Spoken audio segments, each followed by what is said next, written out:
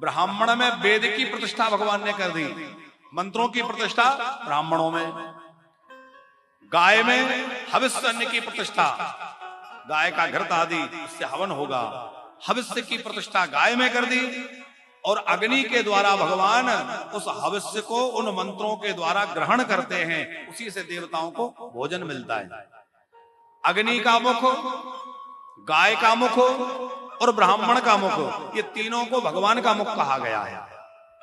अग्नि को मुखाद अग्नि रजायत, ब्राह्मण को ब्राह्मणोश्व मुखमासीद, तो ब्राह्मण का मुख भी भगवान का मुख है, अग्नि का मुख भी भगवान का मुख है और गाय का मुख भी भगवान का मुख है। आप ब्राह्मण जमाए श्राद्धों में, श्राद्ध पक्ष आ रहा है, लोग अपने अपने पितरों के निमित्त ब्राह्मणों को भोजन कराते हैं।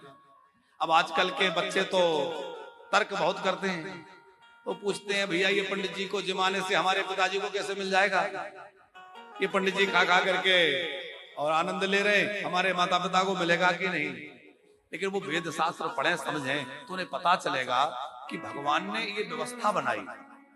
बहुत ध्यान से समझना कि जो सशरीर संसार में नहीं है, उन्हें उनके आत्मज के द्वारा अथवा संतान के द्वारा दिया गया श्राद्ध आदि कैसे प्राप्त हो, तो उसकी कोई व्यवस्था करनी पड़ेगी।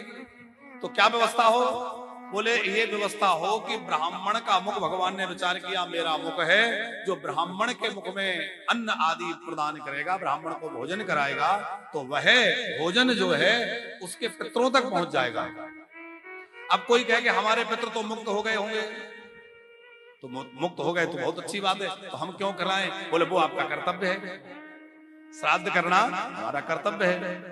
अब हमारे पितर मुक्त हो गए तो कोई बात नहीं है, आपने लेटर डाला और पता नहीं मिला, वो व्यक्ति घर छोड़ के वहां से कहीं चला गया, क्या होता है? आपने जो भेजा वो वापस लौट के आ जाता है। तो आपने जो किया वो वहां नहीं गया, वो मुक्त हो गए होंगे, तो लौट के कहां आएगा? आपके पास आ जाएगा।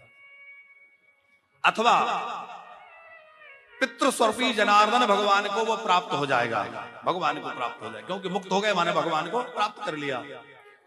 शास्त्र में गरुड़ पुराण में लिखा है, प्रेत मंजरी गरुड़ पुराण आदि में ये बहुत विस्तृत वर्णन है कि हमारे पितृ जिस योनि में होते हैं, जैसे वो पशु पक्षी की योनि में है, तो उनके आहार के रूप में हमारा श्राद्ध उन्हें प्राप्त होता है। ये हम अपनी मर्जी से नहीं कह रहे, पुराण की बात कह रहे हैं। जैसे कोई पशु बन गए तो उसका जो आहार है उस रूप में हमारे पिंड और श्राद्ध उनको प्राप्त हो जाएंगे। हमने जो श्राद्ध दिया है वो पक्षी बन गए तो पक्षी के रूप में उनको जो आहार मिलता है वो, यदि वो स्वर्ग में है तो अमृत बन करके उनको पीने के लिए प्राप्त हो जाएगा। तो जैसे भी स्थिति में हमारे पितृ हैं, उनको उनका आहार बन करके वह हमारा श्राद्ध पिंड उनको प्राप्त हो जाएगा। इसलिए हम सभी को बड़े निष्ठा पूर्वक अपने पितरों के प्रति श्राद्ध आदि अवश्य करना चाहिए।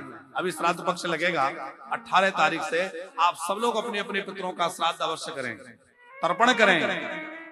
देखो पितरों को आशा होती है कि हमारे वंशज, हमारे पुत्र पौत्र आदि हमारे लिए जल देंगे, तो कम से कम भैया इतना हमारे लिए वो सब कुछ करके गए, हम उनके लिए पानी तो दे दें। और हम इतने ज्यादा स्वार्थी हो गए हैं, आलसी हो गए हैं कि अपने उन पितरों के लिए पानी भी नहीं देना चाहते। इसमें भी लोग तर्क करते हैं पानी कैसे मिल जाएगा। अरे भैया मंत्र शक्ति के द्वारा, आपके द्वारा यहाँ दिया गया, उनको प्राप्त हो जाएगा। हमारे यहाँ वेद शास्त्र ही प्रमाण है और वेद शास्त्रों में सब में ये बातें कही गई हैं। अब वेद पुराणों को कोई ना माने तो उसकी मर्जी है, कोई जबरदस्ती तो किसी से है नहीं। पर शास्त्र पुराणों की बातें असत्य नहीं हो सकती, क्योंकि हमने एक दिन कहा था कि पुराणों की और शास्त्रों की जो बातें हैं ये भगवान की वाणी है, असत्य नहीं है।